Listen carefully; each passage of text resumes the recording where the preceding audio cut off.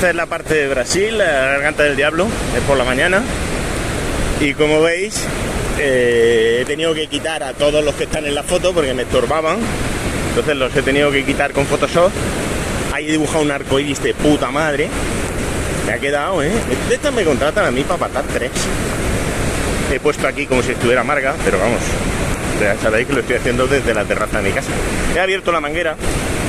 Creo que se me ha ido un poco la mano. Se me ha ido un poco la mano con la manguera, pero vamos. Esto luego retoco si acaso el sonido. Hay un arcoíris completo.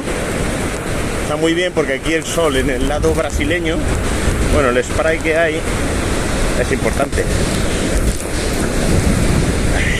Madre mía. Y quería Marga traerse un paraguas.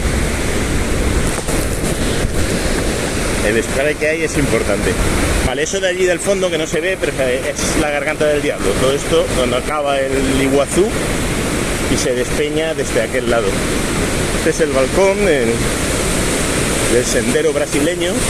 Son 80 metros, 82 de caída y unos 30 y tantos aquí en la Cascada de la Unión. Y los otros 50 desde este mirador. Ya el río baja allí a lo lejos.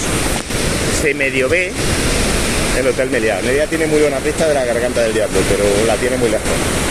Y esa de ahí son los Mosqueteros. Y ahí a la vuelta te encuentras con la Cascada San Martín. Ayer le daba un 7-8, hoy le doy un 9-10.